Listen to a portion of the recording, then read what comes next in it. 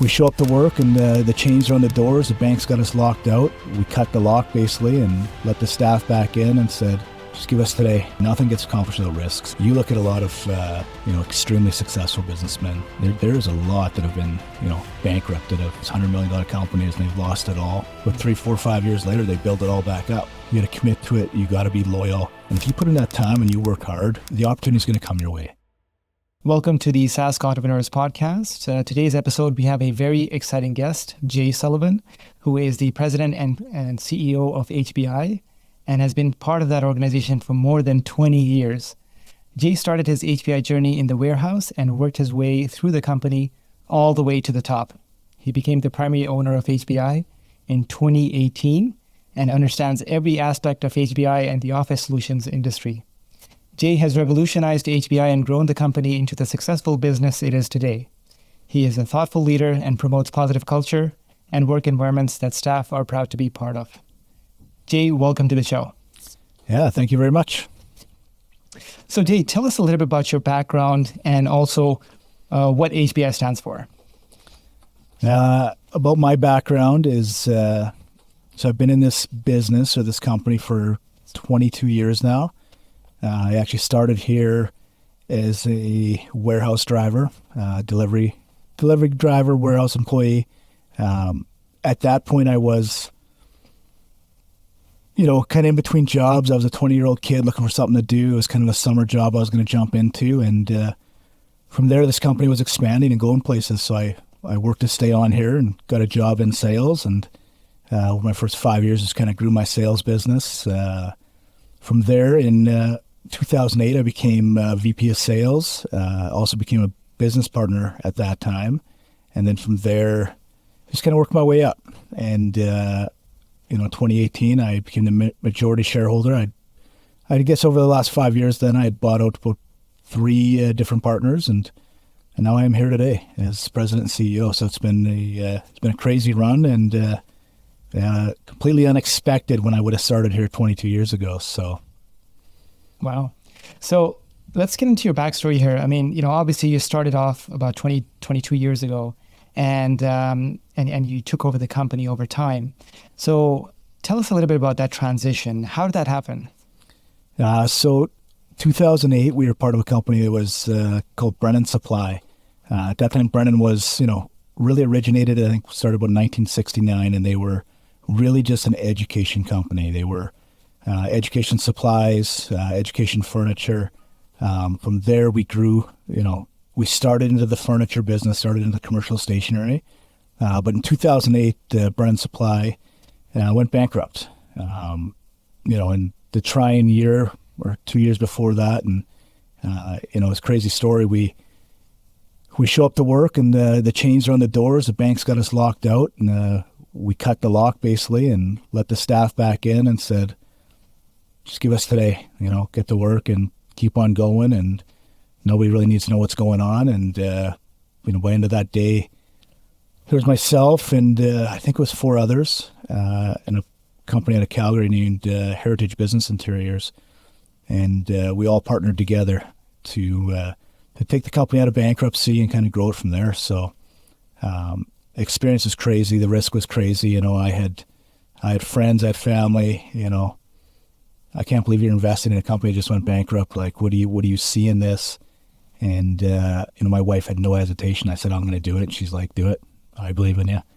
And, at that time I had a confidence, I was young. I was probably overconfident, but I believed I could do it. I believed I could step up and really make it happen and change the company. I saw the opportunity and we went after it. So, and it's been great, I think.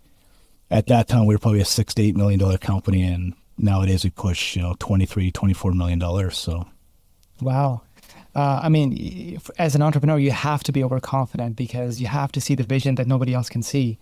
And it's great that you got your wife's support there and took this move. So, taking over a business that has just gone bankrupt must be, quite an overwhelming process. And obviously, rebuilding the team, rebuilding the brand, rebuilding the company to a level that it is today.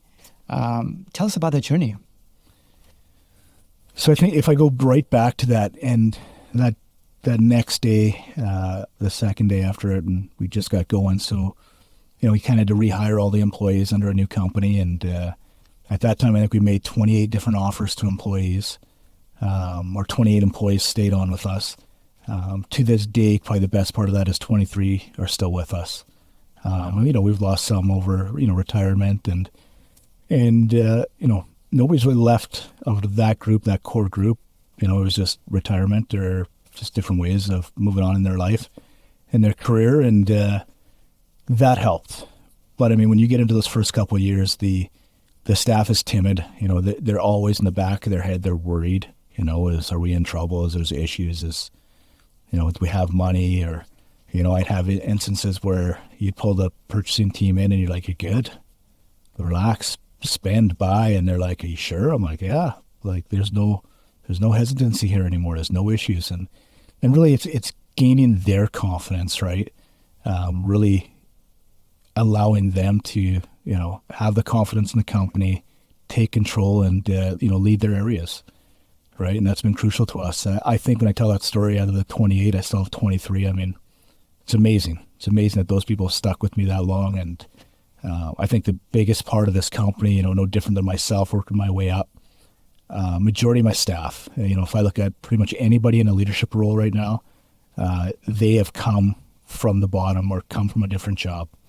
May have started as a receptionist. Now they're part of our lead design specification team. I may have started in the warehouse. Now you're one of our top purchasers. So there's so many of those great stories here. And I think when you hire people, they see that and they want to be a part of it. And they see that there is an opportunity long-term. So, you're a big advocate of corporate culture, and the fact that you have such a high retention for your employees is just amazing. Many companies, they really struggle with that. So what's the secret sauce? Yeah, thank you. When I actually really took over in 2018 as majority shareholder, and I still have one partner, Carlene Watson, my CFO, and her and I sat down. You have to believe in the people, and I honestly believe for a lot of years. I don't even know how I stuck sometimes. It wasn't always great. There's a lot of stress, and we had to change it. And I started with simple things like, we always have fresh fruit in the kitchen. You always have granola bars. Just those little things where, if you need a break, you can go off and do that. It's creating the culture of, we'd been promised a renovation, I think, in 2018 for about 5-6 years, and every year it got canceled.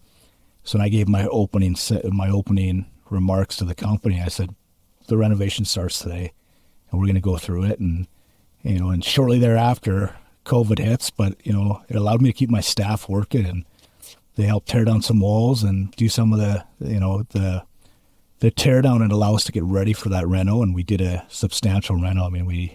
We had a gorgeous showroom in Regina that's almost 10,000 square feet. We redid the hardwoods. We painted all brand new furniture. We had, Hayworth enclosed modular glass walls everywhere. So we just made it a gorgeous place. We've expanded the kitchen to seat, to probably seat 30 people, and just give people different outlets, different areas where they can go sit down, and, if they need a quiet space, they can go get a quiet space, but they're all in team environments where they can work together and just really create that, bring them together, give them that opportunity that this is theirs, and, empower them through great space and great opportunities. So I think some of it too, I think it's like a 7-phase plan right now, and probably halfway through it, I got a gorgeous kitchen planned, hopefully for this year, and then we got a long-term plan of bringing, maybe not that long, but hopefully maybe by the end of the year, we're going to bring in a full gym in kind of the back corner, and just it's never easy. Life's not easy, and people got stressed, and sometimes even in office supplies, things get tense around the office, and you might need to walk into the gym and go run on the treadmill for 20 minutes. But I think just doing some of these different things is going to give people different access to work differently. And it's not always about just being, you start at 8, you go home at 5, you get an hour for lunch. It's about, I might come in early because I'm going to hit the gym, or I'm going to work early so I can hit the gym at 10 o'clock or whatever, right? It's a lot of stuff, a lot of ideas I still got. So That's great. That's great. It's great to have a strong vision for the company, and especially one that brings employees and staff together. So, so what kind of customers do you serve? Everybody. Okay. That's the the best part about office supplies or office furniture is pretty much every business out there needs paper, pens, toner, or you need a desk to work on, or you need a boardroom table, or you need a chair to sit in. So the coolest thing about us is we're really involved in every industry within Saskatchewan, and we can help out everybody, right? Right from your home office to your mid-market business, right up to your government and your crowns. I mean, we're engaged. We're able to help out, anybody in Saskatchewan. And what do you love about doing business in Saskatchewan? You know what? For us, I think it's almost old-fashioned, right? With Saskatchewan, you can still have a relationship.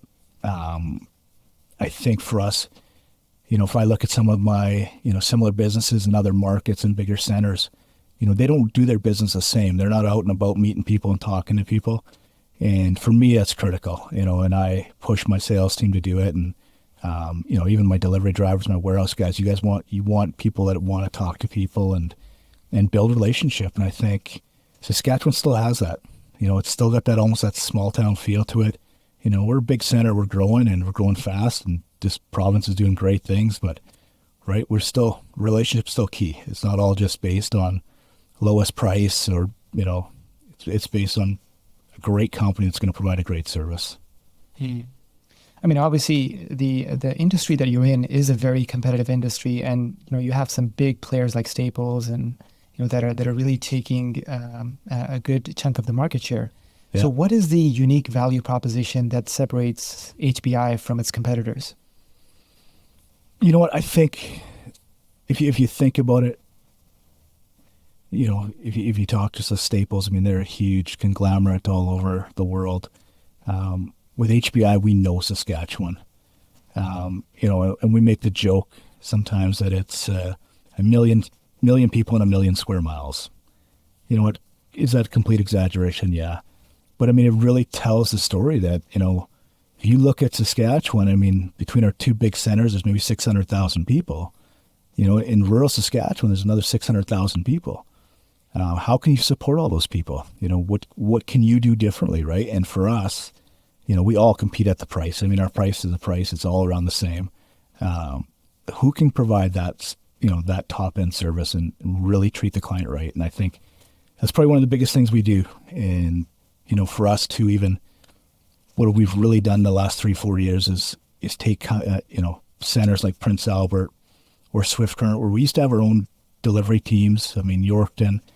Now we take these centers, we actually partner with local couriers, local delivery companies that are also locally Saskatchewan owned, and work with them to help us do that, that last stage of our delivery.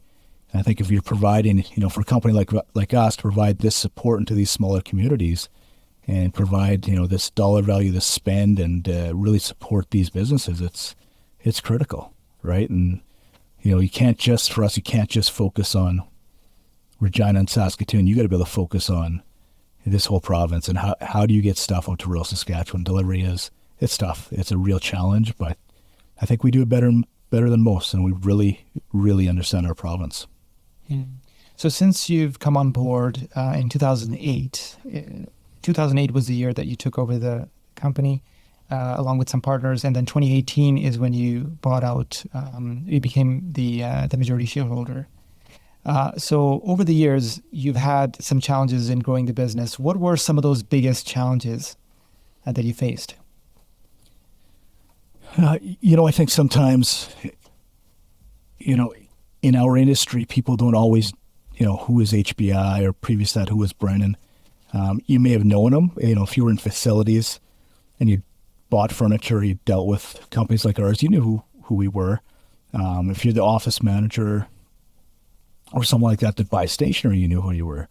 The majority of people didn't really know who HBI was, right? So I think the toughest thing for us has always been is really building that brand. So it's not just those people that deal with us, but really building that brand. In Regina, we've done a great job.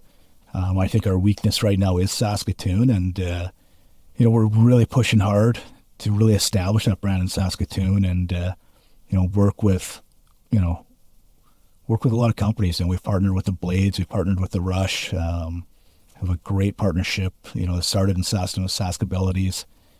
Just doing some different things to really try and drive our brand home and really support our community, but help them get our name out there so people really know who we are. Mm. So over the past couple of years, due to COVID, many businesses have been impacted. So I know this is a big challenge that many businesses are facing. How has that impacted HBI? It's good and bad. If I start from the beginning, I mean, it wasn't easy that first month. We I think I laid off 30 people, but within 3 weeks I had everybody back. We took some, pretty enormous risks that first year. I partnered with some companies. I brought in some masks. I think at one point I was one of the only companies in Saskatchewan that brought in masks, and I believe we sold probably over 4 million masks. I was able to actually partner with another local company out of Brownlee, Saskatchewan, called Smooth 42. Kind of gotten a good agreement with them, and we supplied their hand sanitizer throughout the province, and that was at times when there was no hand sanitizer available.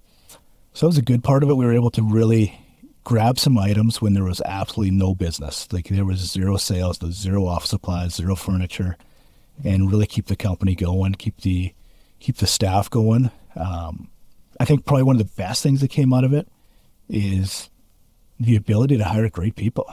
There were so many great people that were let go from other jobs. And I didn't stop. I kind of looked at it different, that we're going to get through this eventually, and let's take advantage of it. And, probably hired, 5 to 10 unbelievable people. And I'm sure my payroll popped up a bit, but when you get such good, talented people, it just, they help grow your business, and it really helps you get that success. You add that to the great internal people I already had, it just takes us to another level.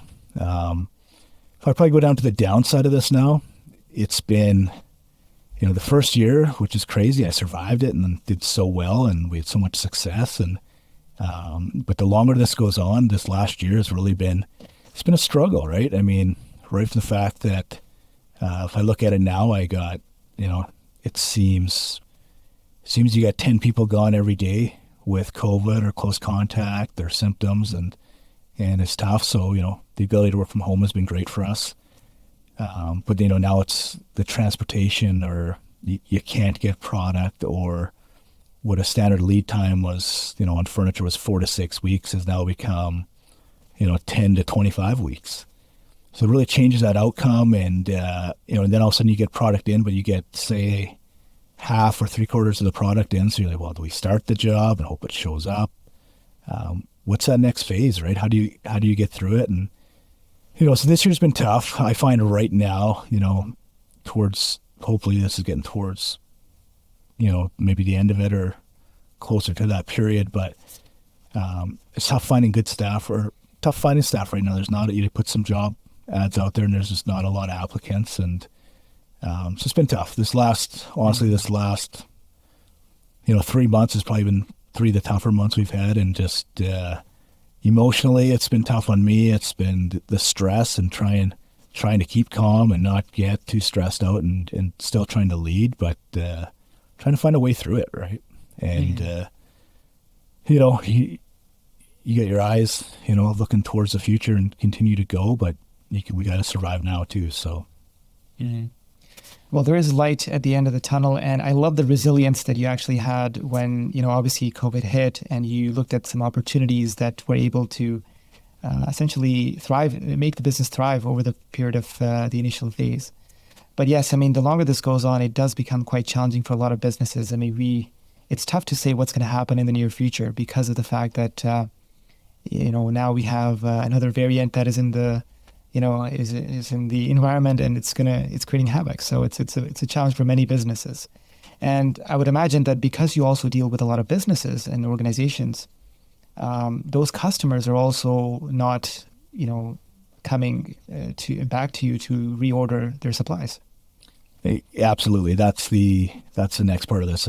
Maybe a part I forgot to mention, but with so many staff, at these other companies that are working from home, or they're working on a part-time schedule, and some of them have a come back to work plan, and some of them have come back already, and now this new variant spreads, and now they're going back home, right? So that's really slowed down the stationery part of the business, the office supplies, just not as much being used when more people are at home. And on the furniture side, it's still been strong, but if I look back to last year, I think a lot of people are afraid.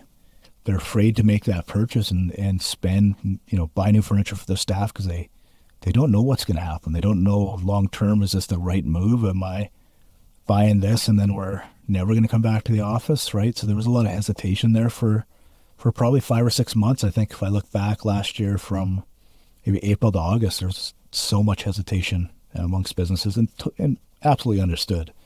But now it's getting to that point, and everybody wants to do it, and we can't get anything, right? So then you worry right now with the new trucking situation in Canada, and the truck is without vaccinations trying to come across the border, and how much more is that going to affect transportation and product coming to businesses in Canada, Saskatchewan? So so true. And I know it's tough, but where do you see your business going in the next decade? I'm excited. I'm extremely aggressive. I'm not extremely aggressive. My goals are extremely aggressive. I talk to my company about them all the time. There's no reason I don't see in the next 10 years we can't, really grow this business. And for us, it's really just continue to get stronger in the Saskatoon market. And I think it's going to allow us, maybe not quite double this business, but we should be able to become a $40 million business and be able to add on another, I don't know how many employees that adds up to, but, another 30, 40 employees, and continue to go, right? We're going to be a great Saskatchewan success story, I think. And I got a great team that's really leading that push and wants to get there. So I think it's kind of funny sometimes, because when I go to my management meetings, I think there's times they want it as much as I do, or they want it more than I do. They want to expand. They want to grow. They want to conquer Saskatchewan, and then what's next after that, and that's exciting to have people on your team that really maybe have the same vision as I do, and they want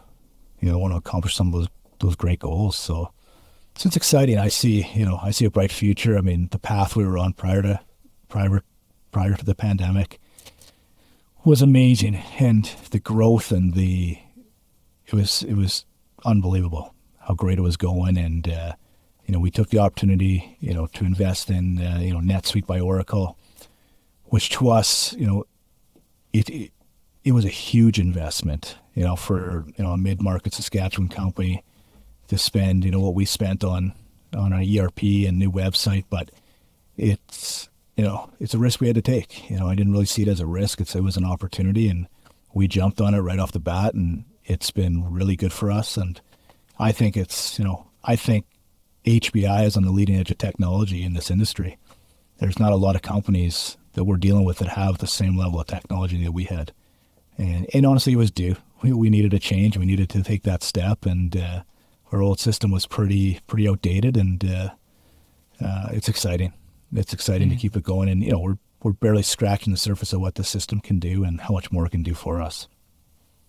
That's great. I mean, and let's talk about that a little bit, because I think a lot of companies, when they face challenges, sometimes they tend to shut down and they tend to hold back. But you're really the kind of forward-thinking company that is invested in technology, that is invested in the vision that you have.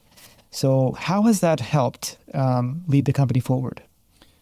Well, you know what? I think if you look when this pandemic hit and everything went online, and there were so many companies that were just scrambling last second to get there, I was pretty excited I made that decision before that. So, as that pandemic hit, we were going live and we were launching it, and it maybe helped out that we were a little slower so we could jump on it and really learn it to get it going. But it just does so much for us. The ability our website gives us, the reports we can now run, it's just superior to what we had, and it's gonna, really help us grow as a company. And it can handle everything we can do, and it can handle everything we can throw at it, and keep on going. So that's great. So it definitely helped in terms of scalability, in terms of making sure that the operations are a little bit more streamlined, and you're up to date in terms of servicing your customers. So, absolutely. Yeah. Great. So Jay, on more of a personal note, if you were to go back, let's say 10 years, what advice would you give to your younger self? You know what? I would probably say just, remain confident, be strong, and just keep going forward, right? The plan you have is there, and keep being aggressive, and don't be afraid to take risks. And I mean, that's really who I am.